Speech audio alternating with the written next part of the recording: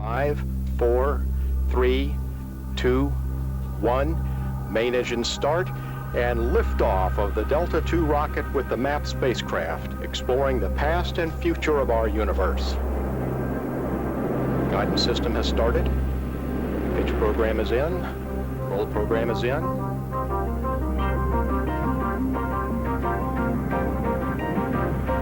Initially, smooth flight being reported. Solid motors are now at maximum thrust.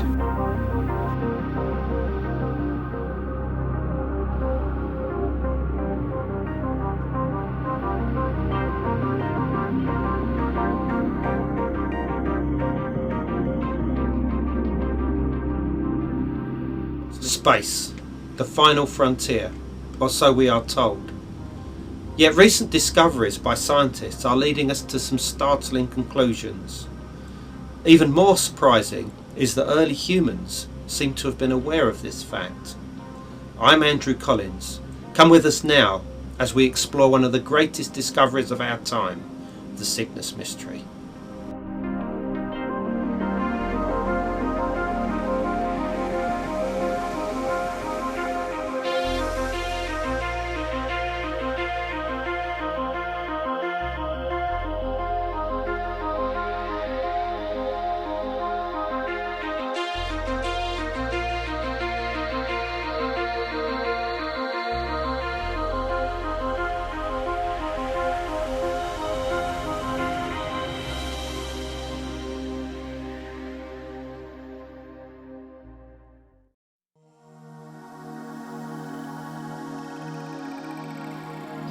The origin of human civilization has long been one of the most intriguing and important mysteries of history.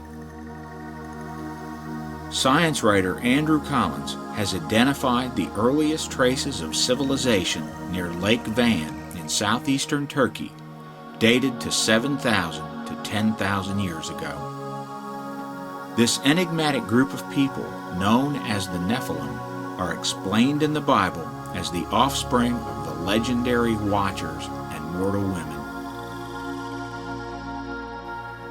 But Collins' investigations have led to an even deeper mystery. Collins has found a relationship between sudden leaps in human evolution and a phenomenon created by specific stars in the northern constellation known as Cygnus.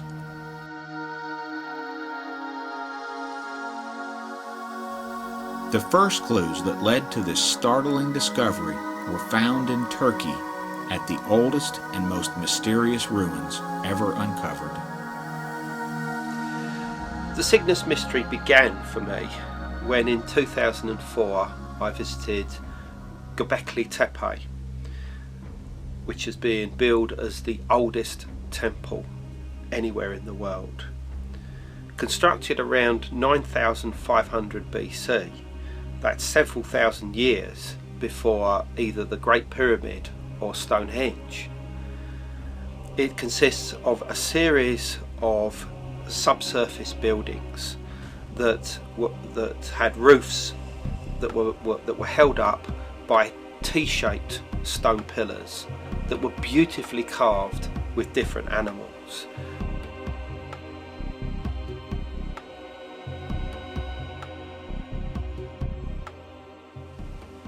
It is a total enigma, this place, as to what its function was, other than the fact that it may have served as a religious point of coming together of clans and peoples from a very wide area. I visited this site and others like it that have been constructed either at a slightly later date, or of which have only just been uncovered, only within the past few years. And I wanted to try and get into the minds of the people that created these places. Coming to Göbekli Tepe for the first time, you start to realise that you only have half the answers, and that there was something bigger going on here that I needed to know about. And this played on my mind for some days after my return from Turkey, and one particular night I just had images of Göbekli Tepe and other places that we'd visited going around my mind, and just suddenly it came to me. And this was the fact that this site and the others all seem to be orientated towards the north. Now that in itself might not seem significant. What is important is that thousands of years later, in the very same area where these unique temples were constructed, a peoples known as the Sabians rose. Now they were star worshippers. Now what's so significant about the Sabians and their descendants is that they all venerated the north in celebrations they knew as the mystery of the north. They saw the north as the place of the primal cause. It was the place of heaven, and it was the place where the soul returned in death, symbolised by a bird. And they would see the soul journeying to the north in the form of this bird. As Collins examined the possible astronomical alignments at Göbekli Tepe, the constellation of Cygnus became the only possibility for the celestial bird of the north.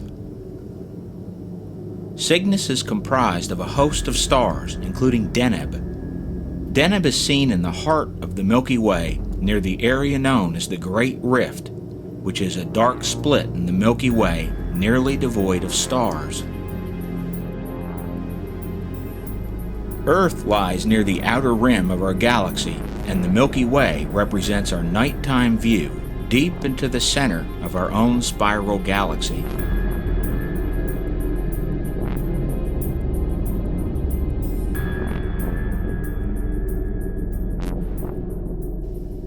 In ancient religious belief systems, this stunning band of stars represented a magical pathway.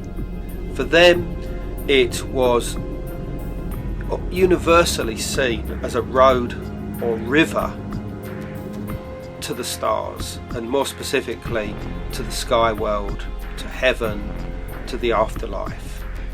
And what's so important about its relationship to Cygnus is that in its most northerly extension, exactly at a place where the Milky Way breaks in two, calls through this so-called dark rift or great rift of nebulous clouds and dust, which forms like this dark region. Here is placed the stars of Cygnus, and it was here that was the entrance or exit into the sky world. Unanimously around the world, it was seen as a bird, a cosmic bird, a bird of first creation, a bird of life and of death and of rebirth, a bird that symbolised the transformation of the soul in death across the world in shamanic traditions, in indigenous cultures. The stars of Cygnus, in particular Deneb, its brightest star, was considered to be like a hole, an entry point, a doorway, a window into the sky world.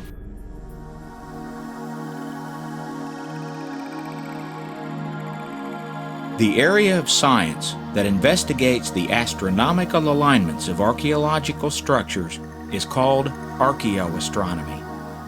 Sites such as Stonehenge, Giza, and numerous American mounds and earthworks have all shown extensive alignments with the sun, moon, and various stars.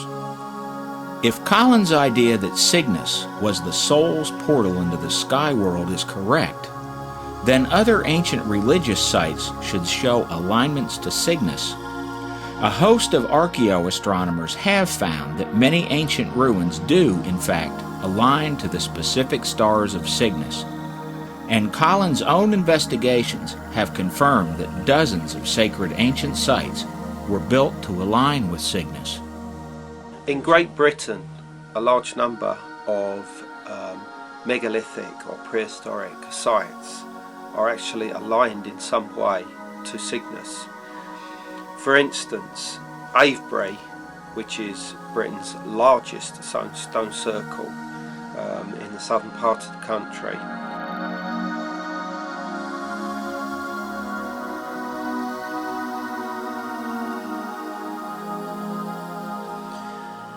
its axis has been found to align perfectly to the setting of Deneb, which is the brightest star of Cygnus. This was discovered in the 1960s by archaeoastronomer Alexander Thom. Another site, this time in Scotland, which seems to be aligned to one of the stars of Cygnus, is Callanish, a very beautiful cruciform shaped stone circle on the Isle of Lewis in the Scottish Western Isles.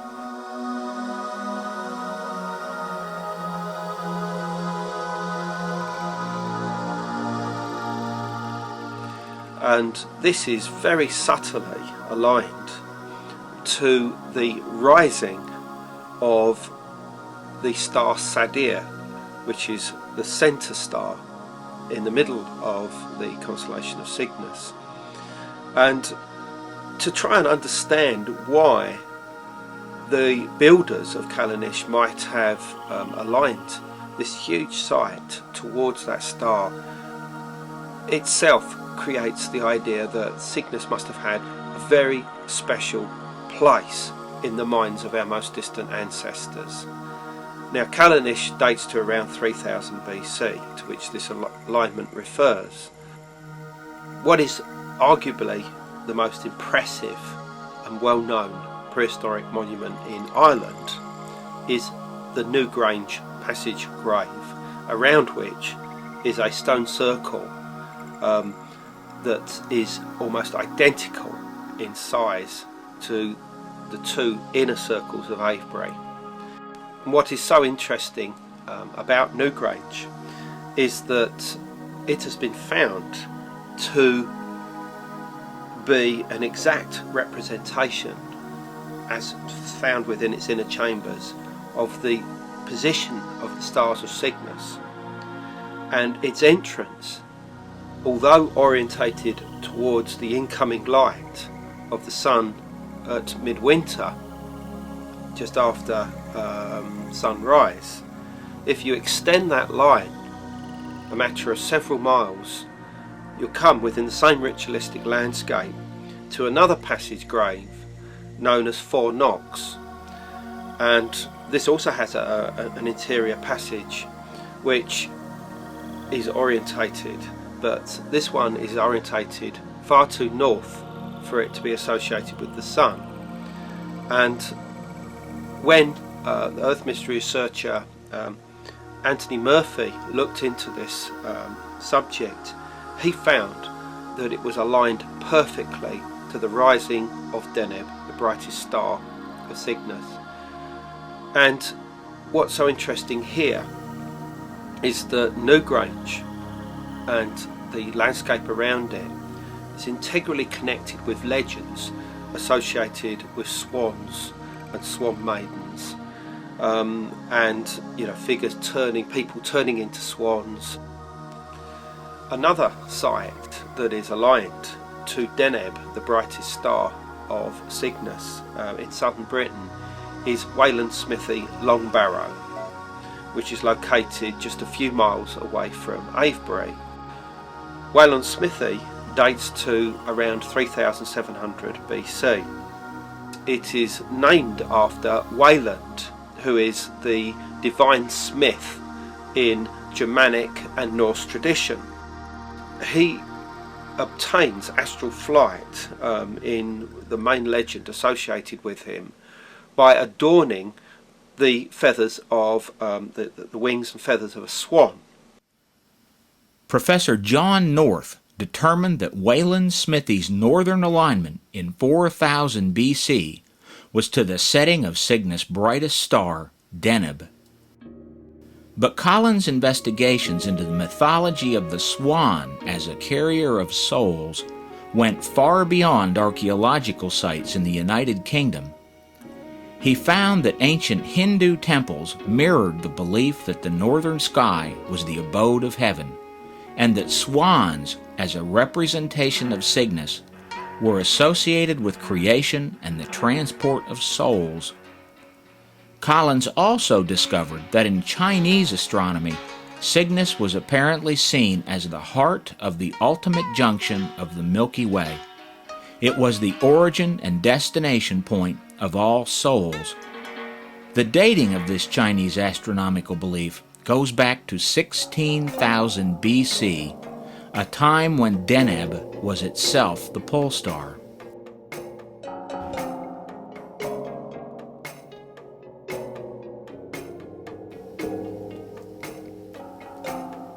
As it became increasingly clear that Cygnus was the key to understanding many ancient religious beliefs and rituals about life and death, Collins came to the conclusion that ancient Egyptian sites and beliefs also showed a direct link to Cygnus.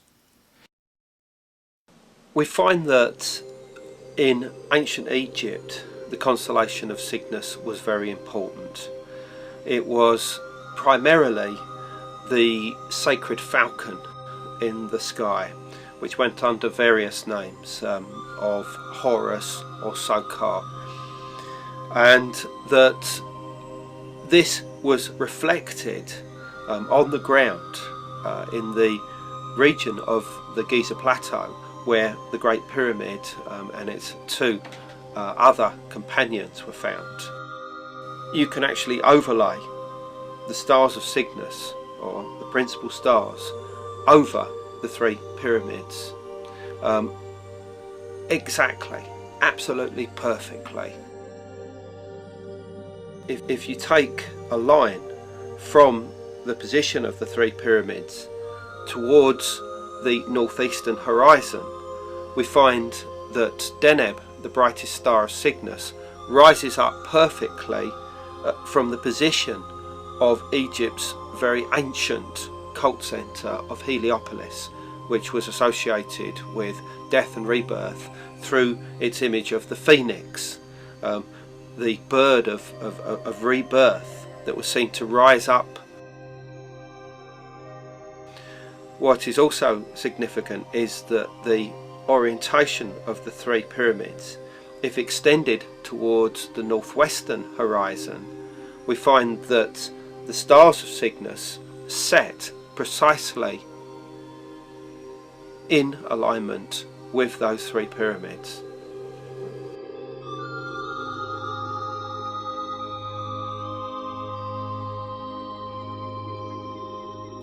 Perhaps the most surprising ancient sites and religious belief systems to directly relate to Cygnus are found in the Americas.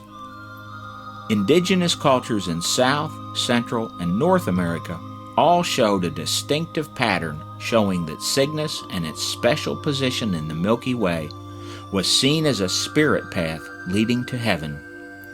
For example, the Inca site of Cuzco in the Andes Mountains of Peru is known to be constructed to represent a sacred landscape effigy in the shape of a puma.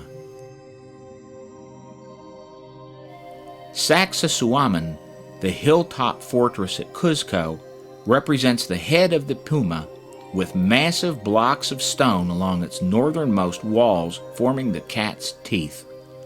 Even today, religious festivals held at Cuzco honor the supernatural beings that move through the dark and light regions of the Milky Way.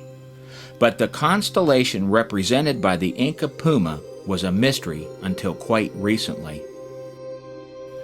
In 2003, an Italian professor of physics, Giulio Magli, solved the mystery of the Cuzco puma. The Inca's center of origin, represented by Cuzco's sacred landscape, was at the Great Rift in the Milky Way, the location of Cygnus. While Collins was surprised at the findings from Cuzco, as he moved further north in the Americas, he discovered more links to Cygnus in both Olmec and Maya cultures. In Mesoamerican tradition, we find that Cygnus has played a role for at least 4,000 years. But in this case, it shared its role with the constellation of Ursa Major, the Plough or Big Dipper, and the two sparred around each other and were associated with cosmic cycles of time. these two constellations were represented in symbolic form amongst the Olmec, quite specifically upon the so-called were-jaguar, images and carvings of the were-jaguar. The were-jaguar itself, due to the spots all over it, has been considered a representation of the night sky. It is a symbol of the transformation of the shaman into an astral state for journeys into the cosmos.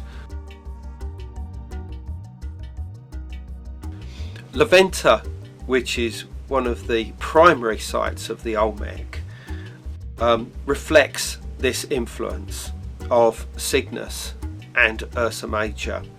It is aligned precisely 8 degrees off of true north, and in around 1000 BC, when this particular alignment was created on the ground, this reflected the setting stars of Ursa Major, but also a mound was specifically placed to reflect the setting of the star Sadir, the centre of the cross star of Cygnus, as well at the same time.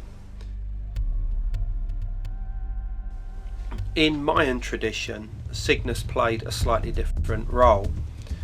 It seems to be associated with a bird that sat at the top of the world tree, the cosmic tree. The sun itself was seen to be reborn periodically as an egg, a sun egg, which could easily be seen as being born of the cosmic bird, as it is in various other traditions around the world. And this dovetails very interestingly into the modern concept of 2012 and the idea that on the 21st of December 2012, the end of the Mayan long count cycle, the so-called Bactun cycle, will signal not just the end of one time cycle but the beginning of a new. But the sun will be seen upon the horizon as it rises up to align perfectly to the centre of our galaxy. But what a lot of the key New Age archaeologists involved in this have not yet recognised is the fact that the tube along which this sun is born is the Great Rift or Dark Rift, the place along the Milky Way that begins in the vicinity of the Cygnus constellation and opens up where exactly the sun is born at the time of 2012, therefore reflecting this whole idea of the cosmic bird giving birth to the sun egg, which will begin the new cycle of time for humanity.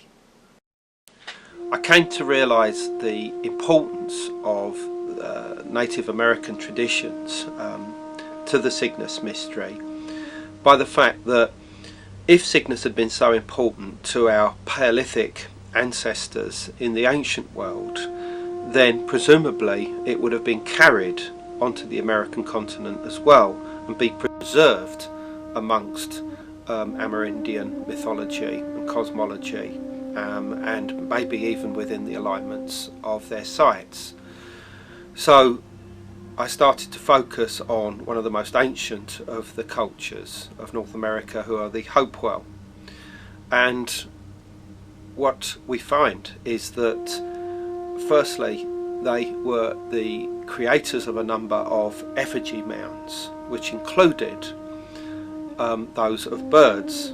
Interestingly, they also constructed bear effigy mounds as well. Whereas the bear effigy mounds have become associated with Ursa Major, the Big Dipper, those of the bird, which are found quite frequently in various states, have been associated with the constellation of Cygnus.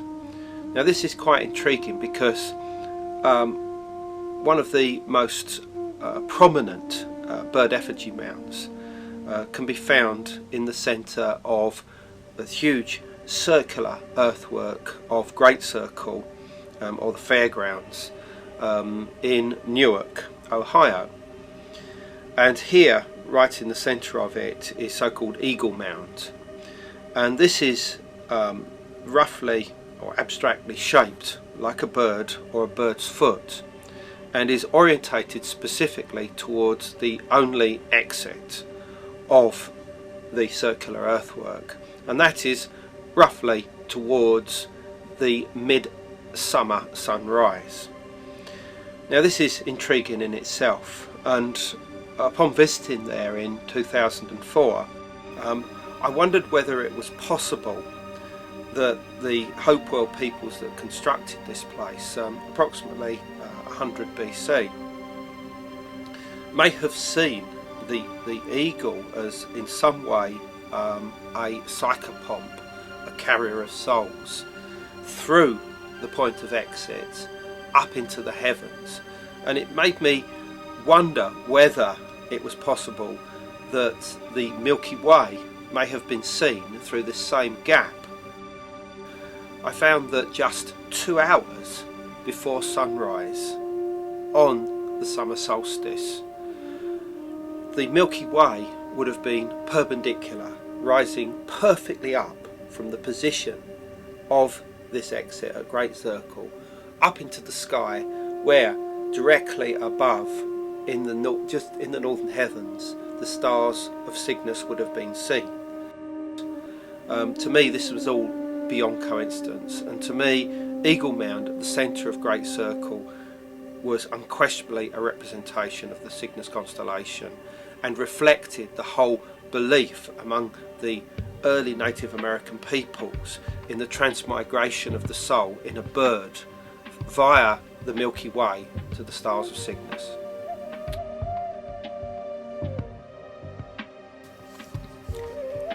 The Great Circle in Newark is virtually the same size as England's Avebury Circle, and is also surrounded by a raised earthwork of land with a moat on its inside. This would be a remarkable coincidence, and it's possible that beliefs about Cygnus were carried to the Americas by the earliest people entering North America. The Blackfoot tribe of North America have legends of a wolf trail that was the path of souls. It was known as a ghost trail, a pathway for the dead to follow to the afterlife. The Blackfoot shield shows the wolf trail, with the Milky Way probably depicted as a crossbar connecting the earth on both ends, with the 4 primary directions shown. The human race is depicted as small dots on the earth. The center cross of the Blackfoot shield shows what is believed to be the Northern Cross in the center of the Milky Way. The Northern Cross is what Native Americans and others have sometimes called Cygnus. Precisely when the first Americans arrived is currently hotly debated, but no one doubts that they entered the Americas by 9500 BC, and new genetic evidence suggests that people may have entered thousands of years earlier. With this vast background of information confirming that Cygnus was the focal point of worldwide veneration, Collins was led to consider precisely when and why Cygnus had become so important. The answer was found in Europe, in deep caves with wall paintings depicting swans and other bird forms. I first started realising that Cygnus X3 was important to prehistoric man when I was looking into the cave art of Western Europe that was constructed as long ago as 17,000 years ago, as far back as 33,000 years ago. And I wondered why the oldest known representation of a constellation is that of Cygnus. This can be found in the Lascaux caves in the Dordogne region of southern France. And here they are depicted, the cosmic bird, the celestial bird, upon a pole next to which is a birdman, a symbol of astral flight, astral journeying to the sky world, to heaven.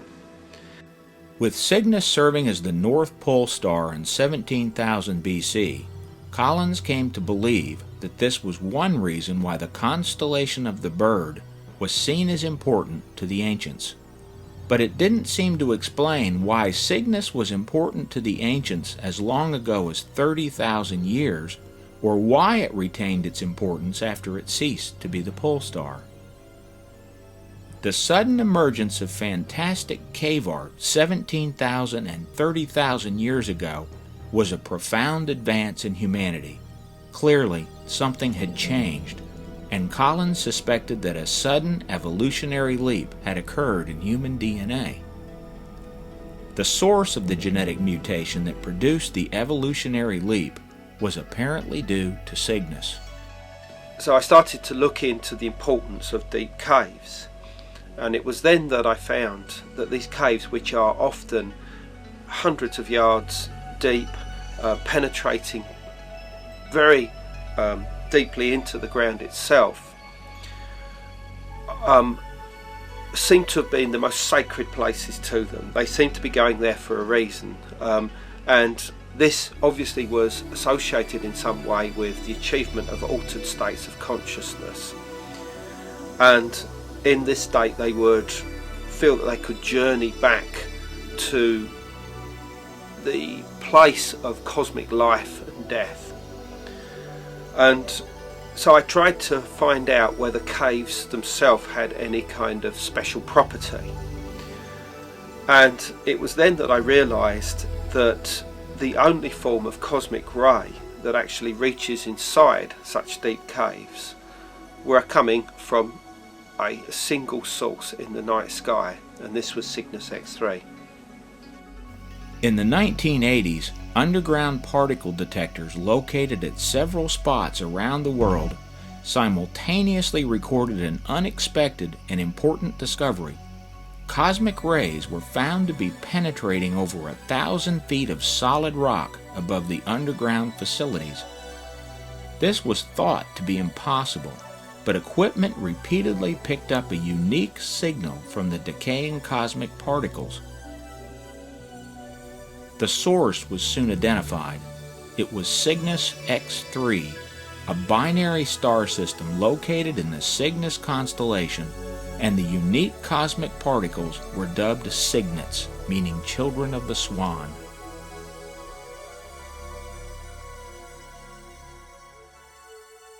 It's a fact that our eyes can see the disintegration of cosmic rays as they pass through our own retina. This will be seen in terms of a brief flash of light. Now, under normal circumstances we won't be aware of this, but in pitch dark you will be very much aware of this.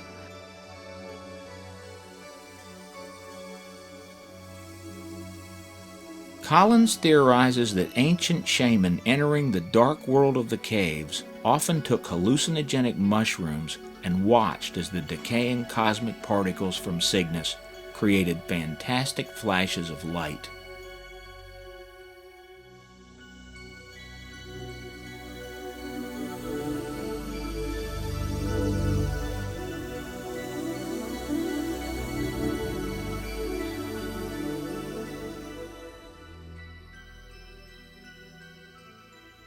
There was a reason why our earliest ancestors were going down into the deep caves, depicting Cygnus on the walls and performing their most sacred ceremonies, achieving their altered states of consciousness in the most deepest parts of those caves. There had to be a greater purpose for this as well, and it was almost by chance at this point that I came across information which showed me that cosmic rays reaching us from the Cygnus constellation, more specifically a binary star, Cygnus X3, was so strong that they were penetrating down through hundreds of yards of rock into chambers where particle detection facilities had been set up in the late 1970s, early 1980s. These cosmic rays will increase or decrease in accordance with the appearance in the sky of the actual source itself. In simple terms, Collins believes that ancient Shaman could perceive the effects of its decaying cosmic particles when Cygnus was above the horizon. As it sank below the horizon, the Earth's mass blocked most of the cosmic rays from reaching deep into the caves. Over time, the ancients came to associate the appearance of Cygnus with a profound magical effect. But the effect of Cygnus's gun barrel was far more profound. It may well have been the spark of evolution.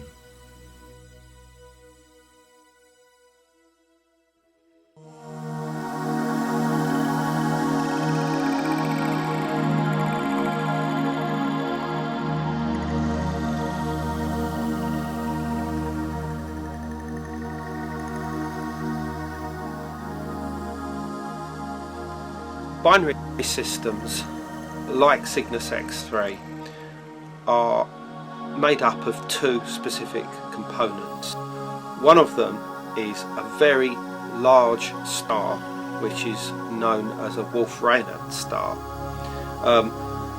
is in very close proximity to a star which has gone through the process of supernova and is now basically a dead star. And this dead star is either a neutron star or a black hole. It's not known specifically as yet which one it is, but both of these, and I suspect it probably is a neutron star, draw gas and particles from the larger companion and accrete it or steal it and form like rings of energy around the central core of the compact star, as it's known, either, as I say, a neutron star or a black hole. And the sucking in, the drawing in of this energy in some way, in a process that's still not properly understood, creates these enormous, these incredible jets of particles that shoot out in two directions, in opposite directions, along the axis of this compact star. And these are known as jets, or more specifically relativistic jets. And the word relativistic associates it with the idea that these jets, these particles, are shot out at close to the speed of light. And these have been photographed by space telescopes like Hubble, and they are quite spectacular. But normally they are only found outside of our own galaxy. There are one or two sources producing jets in our own galaxy, but usually these are pointing away from us so that we can actually see them.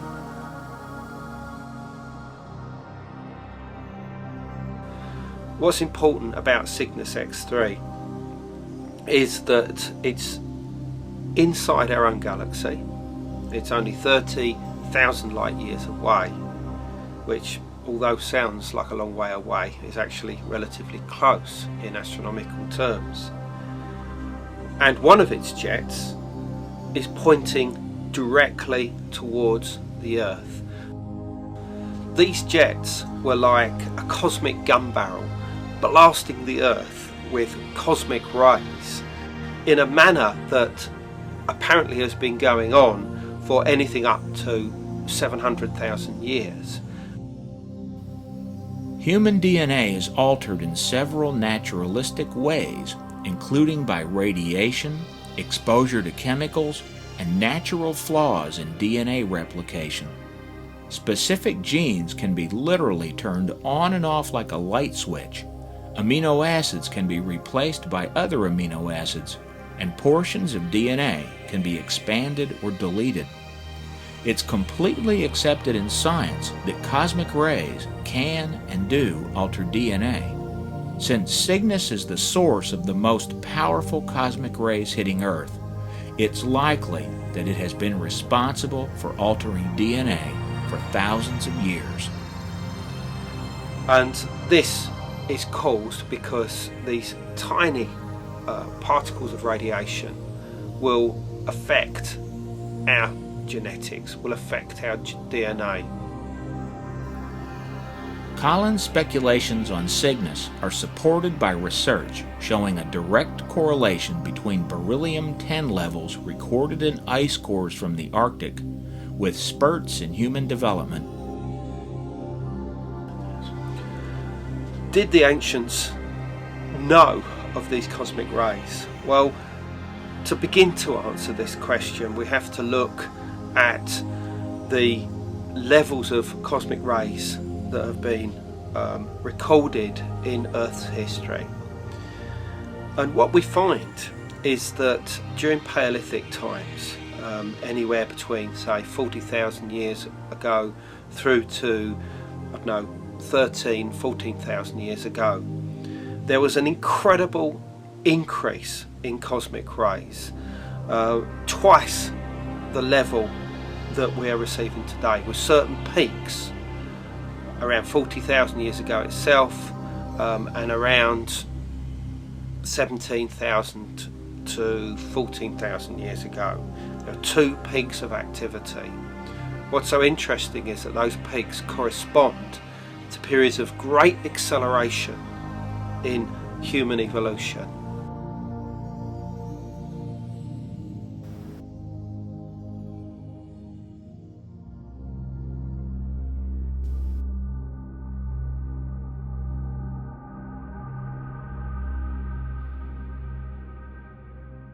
Our ideas relating to Cygnus X3 might seem quite bizarre, but it is certainly confirmed within the scientific world that Cygnus X3 is doing exactly what we're saying it's doing.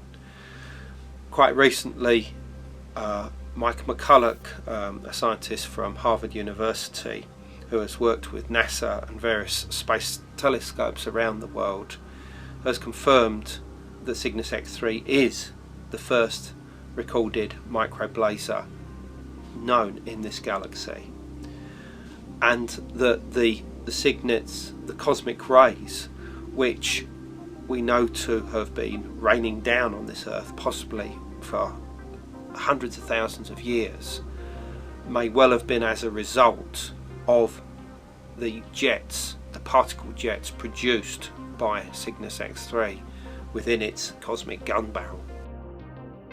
A British anthropologist by the name of Dennis Montgomery, since the early 1990s, has been looking into very similar ideas, and he also recognised that cosmic rays may have been involved. Most importantly, he saw them as originating from the Cygnus constellation. The effects of cosmic rays upon our own genetics has led to mutations within the body, within the mind, within the brain, that has altered our perception of reality onto a level of perception not achieved before this time. Now,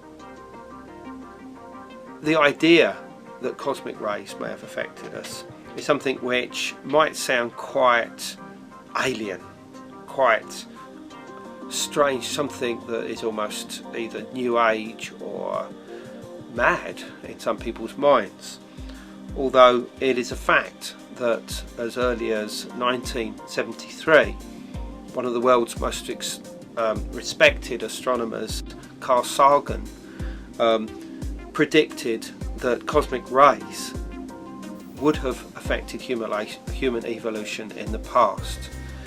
And that he noted in particular neutron stars, of which almost certainly Cygnus X3 is an example, and that the particles coming from them may well have influenced the way that we are today over a very long period of time.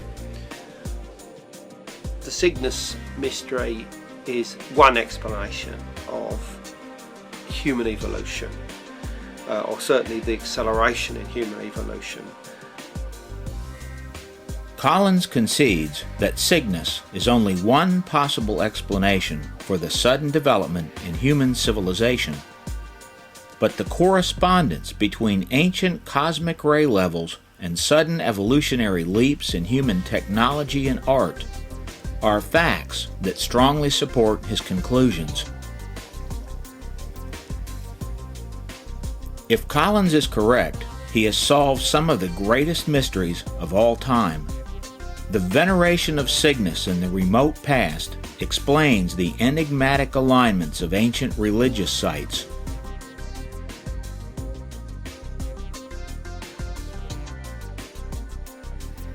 It explains why the swan, or a similar bird, was seen as a carrier of souls in many ancient cultures scattered around the world. It explains the ancient belief that a specific location in the Milky Way was the portal into the sky world. It explains why shamans entered dark caves to perform their most sacred rituals and paint representations of Cygnus on the walls. And it explains the sudden evolutionary leap in mankind. The confirmation of Collins' incredible findings will probably come from space scientists working all over the globe, combining their research with genetics. Astrophysicists have found evidence that the universe began with a Big Bang, and that everything that exists is made from the same material as the stars. The ancients believed that the source and destiny of each human soul was found in the stars. The Cygnus mystery tells us that the beliefs held by these enigmatic ancient people were probably more true than anyone has imagined.